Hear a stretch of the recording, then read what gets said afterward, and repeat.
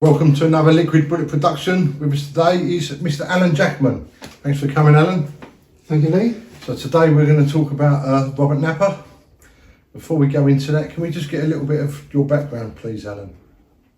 My background is I'm a retired police officer now, but after leaving the services in 1976, I joined the police and quickly moved into the criminal investigation department, and from there into investigating homicide, where I spent most of my career. And I was at the inception of the AMIP, which is the major incident team which investigates murder throughout London, which was developed in 1994.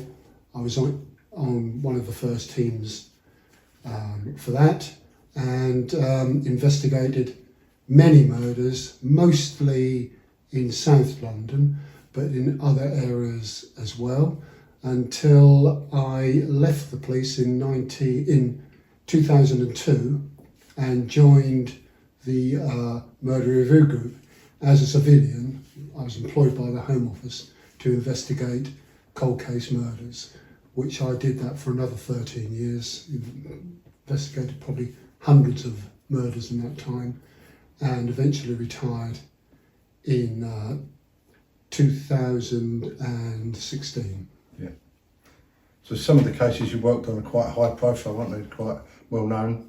Well, name dropping, I suppose. Colin Ireland, the serial homosexual killer. Van Hoogstraten, people may remember, was the rent landlord, famous rogue landlord from Brighton. Trying to think of other ones, but Rachel Nickell is probably the most notorious one. Although I wasn't involved in that investigation, I was led to it from the investigation that I carried out in South East London into the murders of Samantha and Jazmine Bisset in their flat in Heathfield Terrace, Plumstead, on the 3rd of November 1993. Can you just tell us a little bit about them sort of murders?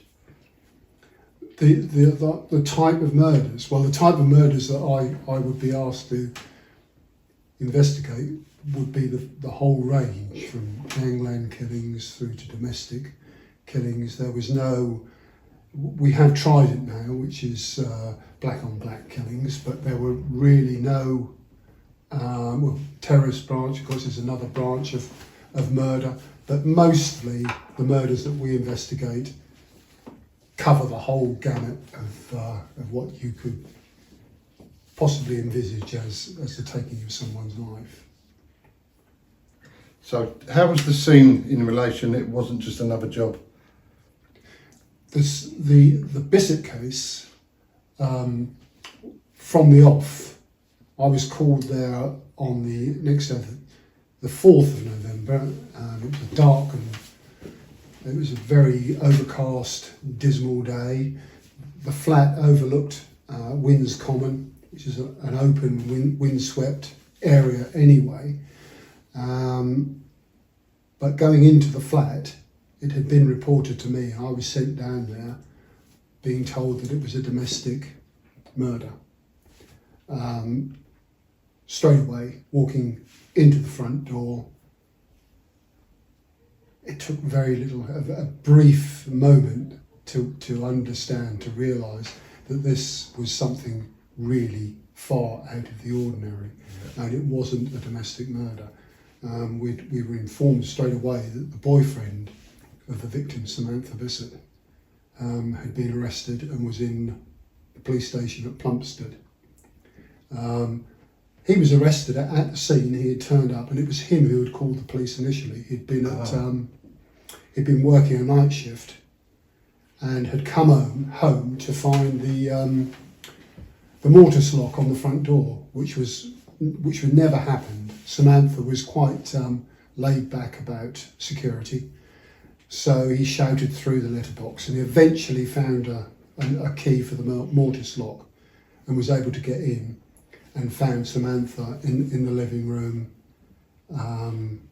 she had been eviscerated, probably is the only way to describe it. A terrible, terrible sight for him. And then, of course, he staggered back, wondered what had happened to the little girl, Jazmine, who wasn't his daughter, but he had been a part of her upbringing, and found her dead in her cot. She'd been smothered. So police were called, and the first officers on scene, the first CID officer on scene, was confronted by this Conrad Ellen was his name, Cozy, and his hands were covered in red. So he was arrested immediately. It transpired that he worked in a dye factory, and the red was from the dyes that he'd been working with overnight. So he was quickly interviewed and released, and although nobody is ever written off as a suspect, nobody gave any credibility really to him possibly being I suppose there would be responsible sort for of maybe CCTV footage at work, or you're clocking in and out. This is back in '93. CCTV Yeah, wasn't used very much at all in those days, but he was alibied out, and just he was just such a nice guy, and you know, he had no previous convictions, and he was in total shock, and it was obvious he obviously had his only input into the killing was that he had found them in the morning when he came. Can I just jump back? You said about the when you went to go into the house, the mortise lock was on. So yes. Was this obviously the killer had put that on when you went in the house, or no? What had happened? We thought, because there was a massive. It's a small, if you can imagine, an end of terrace flat. Front door. There was a balcony door at the side which led out to a grass area, small balcony. The door led straight into a hallway. On the right was a kitchen, on the left, bedroom and bathroom, and then all the way through there was a living room. That was about it. It was a very small flat. When you went into the front door, there was a massive pooling of blood by the front door. So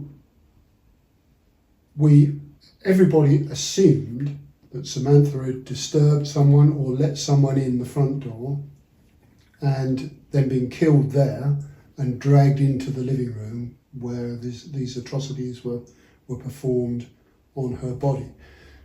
But it later transpired, we found by means of deduction, that he never ever went in by the front door.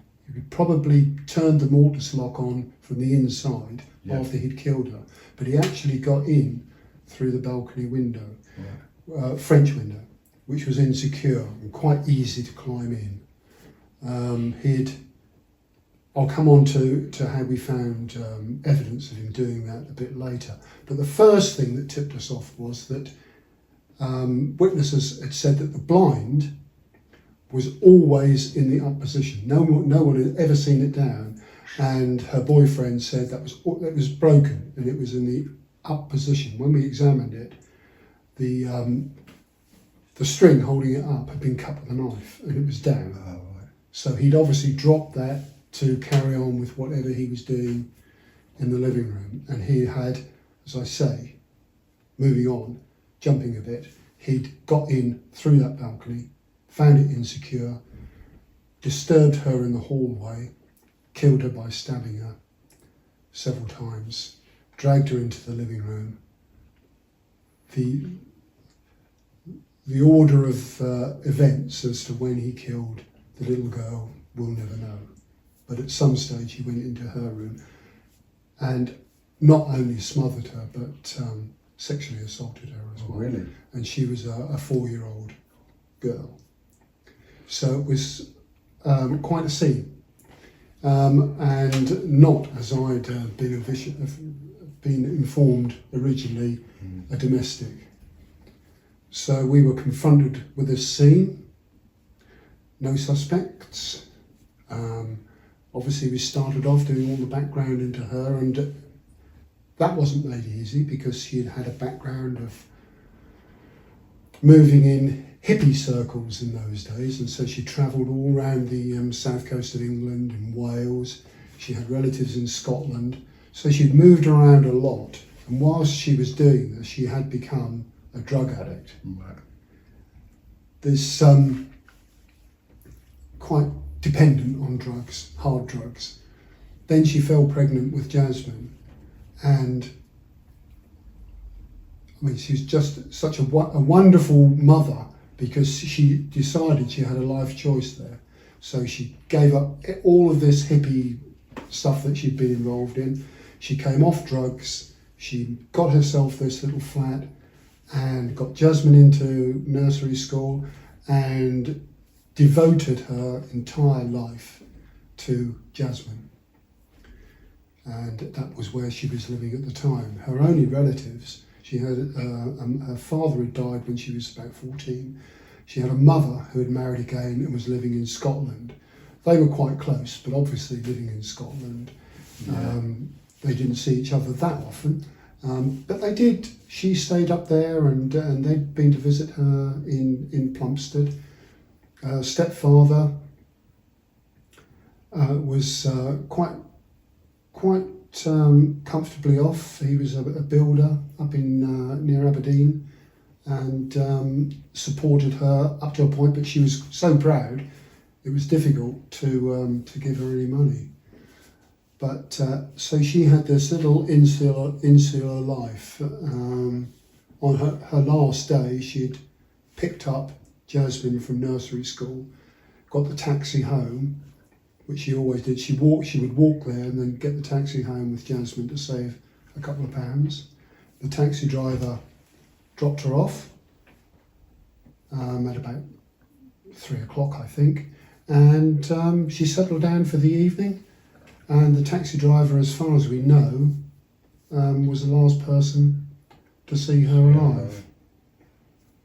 So, how do you think that sort of is it a break-in that Robert Napper done? Actually, a broken window? No, it was insecure. Insecure. Yeah, it was insecure. So, the progress of the inquiry is, of course, you have to start eliminating every possibility. So part of the forensics is to fingerprint a place like this. And the week before, Jazmine had a party with all her little friends around.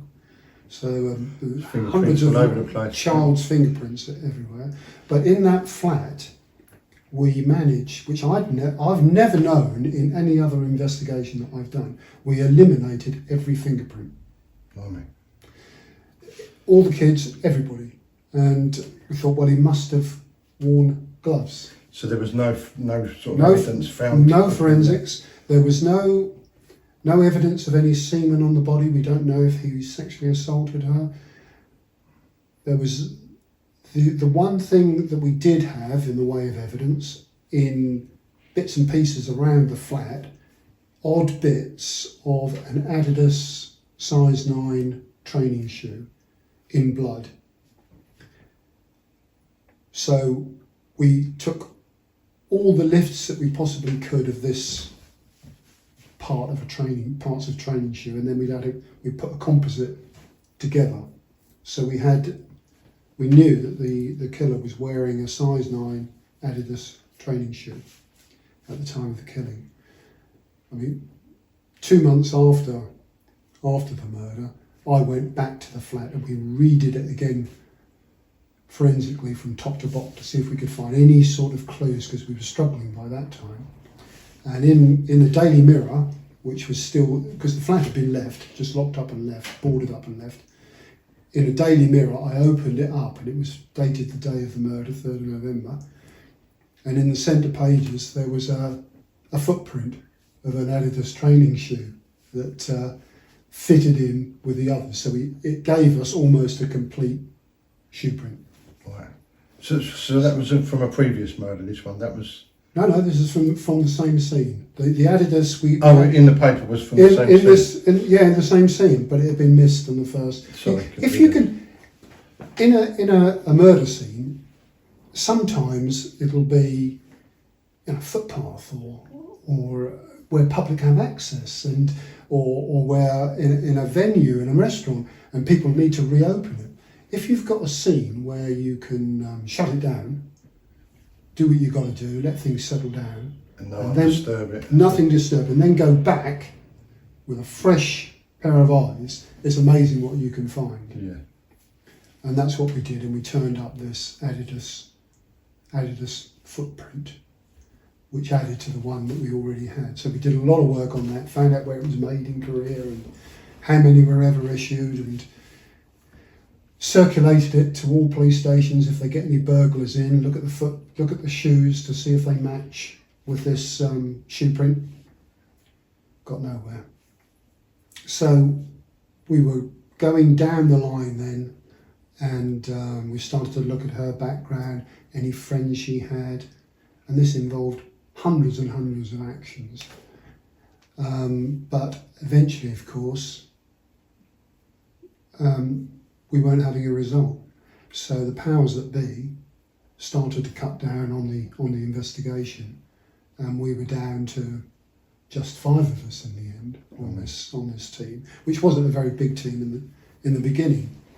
It hadn't made any sort of impact in the press, so the job wasn't under pressure to get it solved. And meanwhile, on the other side of London, 6 months prior to this, of course, Rachel Nickell had been murdered in Wimbledon Common. So that was one of our lines of inquiry, to go to the office at Wimbledon to see if it could possibly be linked. See if you could find a match. And they initially said, no, they already had a suspect. And we all know who that is, it's Mr. Stagg. So they were quite satisfied that they had their man, and he couldn't possibly have been the killer of Samantha, because he was in custody on remand for the murder of Rachel Nickell when Samantha was murdered. So that was put to one side. Then, as the investigation started to lose a bit of speed, we had more and more pressure on us to shut it down. But the SIO, Superintendent Vicky Banks, he revisited and reread through all the statements and all the forensics. And that is another good thing to do for any budding detective out there on murders. You have to constantly read all of your actions and statements and messages, because when they come in, they may not be particularly relevant, but when you look at them in 2 months' time, they can become so. Yeah. And so you've got to constantly reread everything. And Mickey decided that he would resubmit the fingerprints to Fingerprint Branch, and he got a lot of resistance for that to be done. That had never been done before.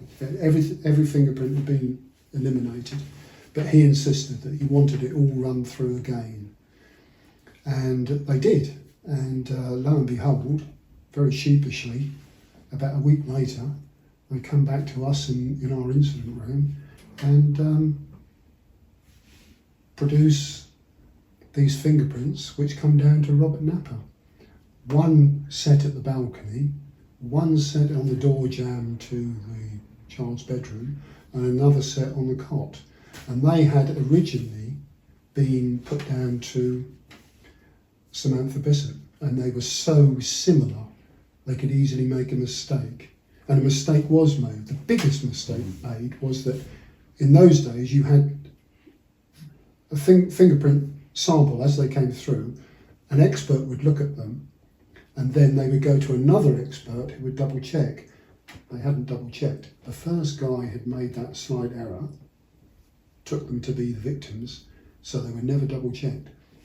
So all that time, that 6 months, we could have arrested him almost on. So was Robert Napper already on the system as a known person? He wasn't in our system at all. Wasn't. Oh, right.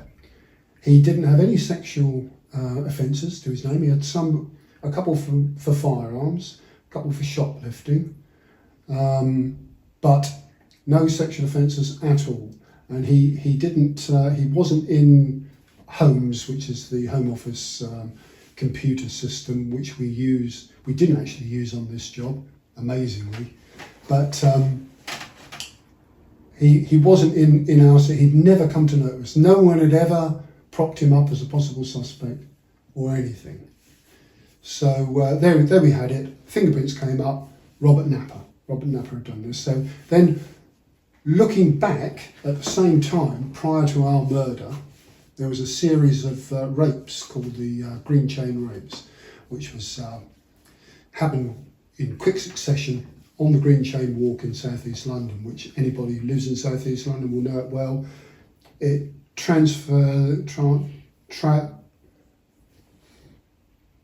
it goes through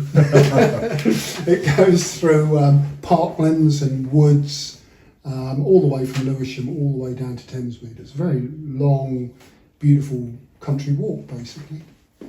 And along this walk, these rapes had been committed in quick succession in the early part of 1992. They had set up their own murder team to look at this, because they were becoming progressively more violent. The last offence was very violent. The young lady that was attacked received quite serious injuries. Shortly after that, Rachel Nickell was murdered at Wimbledon Common, and the rapes stopped stone dead. No more were committed. Now, on that rape inquiry, that was on Holmes. They did have that on the computer. They had a DNA sample as well from some of the rape victims. So they had a DNA sample, but they couldn't match it with anyone. So when Napper was arrested, there were a couple of the indexers on the team that had worked on the Green Chain Rape inquiry. And they took one look at his photograph that matched the photo fit for the rapist, the Green Chain rapist. Exactly, it's like a double image almost. So we called in the team investigating the rapes. So we think we've got your rapist. And they said, oh, no way, he's far too tall. It transpired that they had shut down the rape inquiry because they weren't getting any more rapes and they needed to free up people for other jobs. That's all fair enough. But the parameters around which they shut down the inquiry was that all of the victims said that the suspect was around between 5'7", 5'8" tall. Napper was 6'1".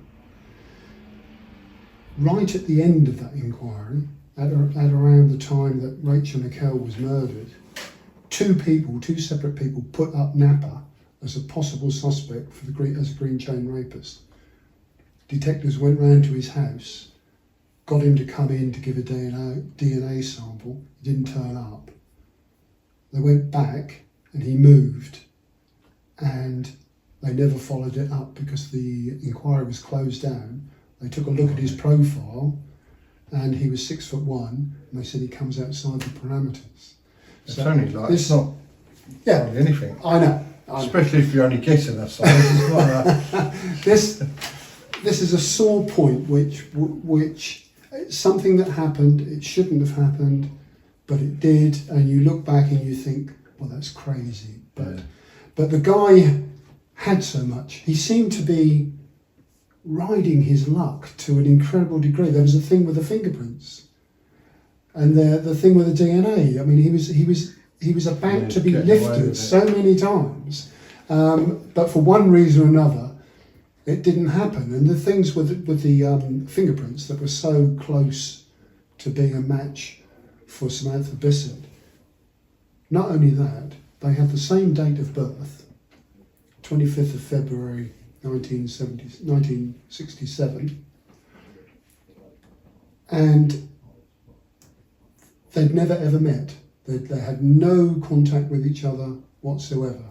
So they were born on the same day and he killed her. And moving down the line, when I arrested him, 6 months later, That's my date of birth as well, 25th February.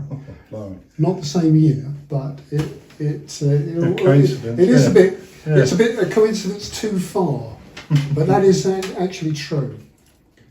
So Napa was moving on. So he, in the rape inquiry, just to tie things together, they employed a psychological profiler, Paul Britton, who's well known, quite famous because he was also the psychological profiler on Rachel Nickell. And then he became the psychological profiler on Samantha Bisset. He came down and he gave each one of those a separate profile, but he never ever, at the time, connected the three. Yeah. After we'd arrested Napa and got some firm evidence against him, we still didn't have any DNA, remember, for the murder. We had his fingerprints at the scene, and when I arrested him, one of the questions I asked him was, have you ever been to 1A Heathfield Terrace? And he replied, no, I've never been there, which I wrote down in my pocketbook, and he signed that as being correct when we got back to Bexley Heath. Well, that was good evidence, because what we didn't want him to say was that he had been there and he was the handyman, or he was Billy Burglar, and but he had nothing to do with the murder, just to validate his fingerprints being at the scene. So we did have fingerprints. We didn't have we didn't, when we searched his place, we didn't find a shoe, any Adidas training shoes, but we did find a box marked Adidas training shoes size 9, and we found a receipt to say that he bought them shortly before Samantha Bisset had been murdered. So we knew that he was in possession of those shoes, which put those footprints at the scene. But although that's good evidence, that's not rock solid evidence. So that surprised me really. Like the fingerprints is already proved he's been there.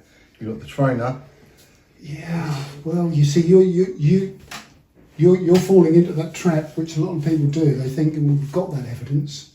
We'll put that before the court and they'll find him guilty. It doesn't always work out that way. The defence will find ways of having that found inadmissible. Really? For instance. So right up until, and he was pleading not guilty. He was charged with the rapes as well, because it came back, his DNA matched the profile for the green chain rapist, which was a big shock to the inquiry team down there. So now it's slowly building a bigger picture of him, isn't it? Slowly building it up. So we had him. We had him charged for the rapes and for the murders of Jazmine and Samantha. We had a few months to put the job together. So in part and parcel of that, you look at other things he might have done, because he was obviously a nutter. So, can I say that one? You're fine. And he was, he was examined by 3 psychiatrists, and they did find that he was a paranoid schizophrenic, suffering from Asperger's syndrome, and he was. They had to do that examination to see if he was fit to stand trial. The way it is under the McNaughton rules, if you're insane, you can put in a bid not to go on trial. No, really. Under the McNaughton rules, if you're too insane to know the difference between your actions being right and wrong. But that is put before a jury, not the jury that sit on the murder, a separate jury. So it went before a separate jury, and that took 6 weeks or so, and eventually they found on a majority decision that that he was fit to stand trial for the murder. He was still pleading not guilty at this stage, and then on the day of the trial, he decided to plead guilty, but to manslaughter, diminished responsibility. He pleaded guilty to the rapes. So he was sentenced then to life imprisonment for a long time, but sent to Broadmoor, which is not a prison, it's a hospital, isn't it? It is a hospital for the criminally insane. So off he went to Broadmoor, and we had a brief window to look around as to what else he might have done. And the thing that really drew our attention was Rachel Nickell. Now, Napa, when he was performing these murders, he kept, you remember the old London A to Zs? Yeah. He had a couple of those, and he would fill in his routes where he'd run and jog and walk around on the green chain walk. And in this book, inked in, were various places that include Samantha's house and various other places where these rapes had been committed. He basically logged it all. So he logged it, yeah, and thought this is good viewing point, this is good attack point, and that's that sort. Didn't actually say that, but that was obviously what it was for.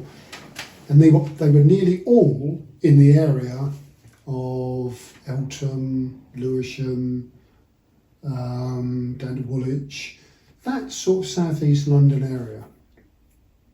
Apart from one, well, there were more than one, but one that really stood out, a place called Isabella Plantation, which is in Richmond Park, which is a stone's throw from Wimbledon Common. It was heavily bar-road in, and big dot put on it. I thought, well, what's all that about then? And then looking at that, and the juxtaposition of that and the Rachel Nickell murder, we went back to the team there. And even though by then Stagg had been vindicated by the judge. The bit he'd marked his face, he was murdered. Yeah. They showed us the door, basically. They were still convinced that even though the Judge Ognall had thrown it out and severely criticised the police for their handling of the case, they were still convinced that Stagg did it, and the last thing they wanted was another suspect. So that was, we got that knocked back, and Roger Boydell-Smith, who was the exhibits officer, we decided that we would meet up on a yearly basis, do little bits and pieces around it, make our own inquiries, not as part of a police investigation, just off our own bats, and see how we got on. And we got more and more convinced that that Napa was responsible for this. The press and officially the police were still convinced that Stagg had committed this murder in Wimbledon Common of Rachel Nickell. Can I just jump into that a little bit? So the Colin Stagg part, that was actually sort of like a bit of a setup, wasn't it? By a sort of, wasn't it a lady pretended like she was wanted to date him or something? Honey trap, was it a honey trap? Honey trap. Yeah, that was it's mentioned in my book, and it was made into a TV drama called Deceit. And that concentrated on the aspect of they introduced, so convinced were they that Stagg was responsible, and through the psychological profile they hatched a plot to get an undercover officer to make contact with Stagg to get him to admit to the murder. And really, there's no other way of saying it. They offered sex for him to say that he'd done the killing. That's what it all led up to. But he never ever admitted it.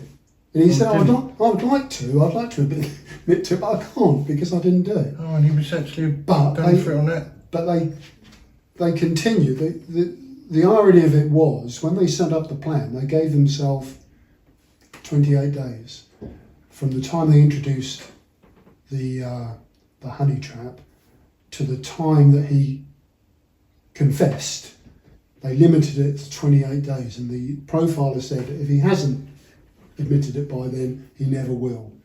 But the 28 days came and went, and of course they were so convinced that he had done this for one reason or another. They went ahead and charged him, and then put it together on this DNA psychological profiling. which is, it's Disney World really, and came severely unstuck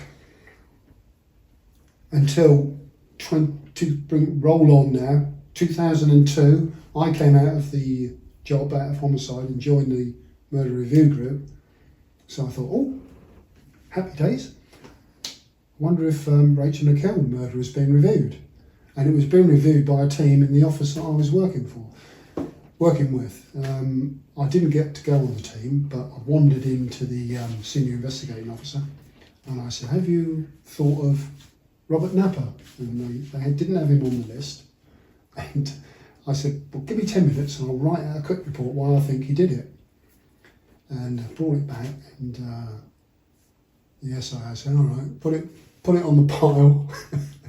And so they put it on the pile and I thought, well, it's a step in the right direction. And then we all know how DNA has developed over the years, and from 93 to 2002, it developed a long way. And they resubmitted the clothing of Rachel for further forensic evidence with the idea of looking for DNA. And they found a DNA profile on her clothing. Now that DNA profile, it didn't match Robert Napper. A lot of people think it did. It didn't match Robert Napper. But what it did do was eliminate all of the other 80 suspects that they had. There was over 80 suspects. They all got eliminated against this DNA marker. Yeah. It couldn't say that that was Robert Napper, but what it could say that it could be. Yeah. So they then did further work, fantastic work, and they refined it and grew it on STR or whatever they did, and they were able to run it through again and came back to Robert Napper, 1 in 4 million or something. Right. So he was then arraigned summoned actually to reappear at the Old Bailey. I went down to the Old Bailey on the day and saw him 13 years later up in number 1, same court, number 1 court at the Old Bailey, and he actually looked across at me and he recognised me as he went down the steps, and he was just sentenced again pleaded to manslaughter and went back to Broadmoor, so his life didn't radically change. Alan, can I just jump back to obviously when you originally arrested him? Can you just talk us through that a little bit? So when you first met him and how it come about with the arrest? Oh, the arrest. Right, well we when we identified him through the fingerprints, then we obviously he was living in a flat in Plumstead High Street, a bedsit, and we couldn't, no matter how much surveillance we put on him, we couldn't work out which bedsit he was in. But we had him under surveillance, and he was followed up to London. He went everywhere by public transport. He didn't have a car. He didn't have a driving licence.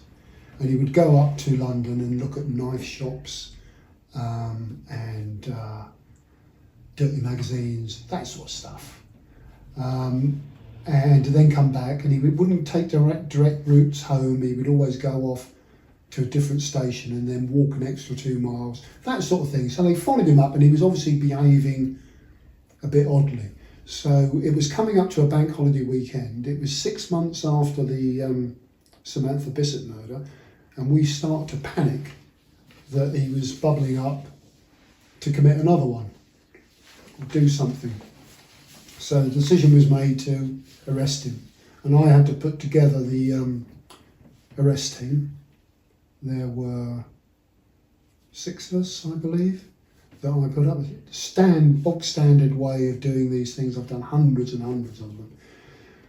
The only unusual feature about Napper was one of his previous convictions. He had 2 convictions for firearm offences. So we were a little concerned, because we didn't know exactly which bedsit he was in, that we would run into his flat and he would produce a firearm. So my master plan was to wait for him to come out of the flat. He always clockwork. He worked in a factory down at Thamesmead. He left the house at 7 o'clock every morning. So we had 2 little teams. He always turned right. So I had the team on the right at the junction, left 2 guys back on the left in case he decided this morning to go the other way. And the idea was to arrest him on the street, take him back to the flat. because he'd be unlikely to take a firearm to work with him. That was the plan. So at 7 o'clock, came and went, no Robert Napper. 8 o'clock, and it got on towards 9 o'clock.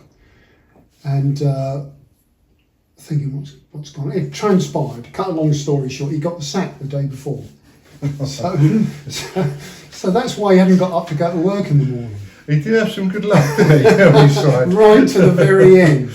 Right to the very end. So then I took a quick decision and marched up to the front door, and it was answered by one of the other tenants. I asked where Bob Napper lived.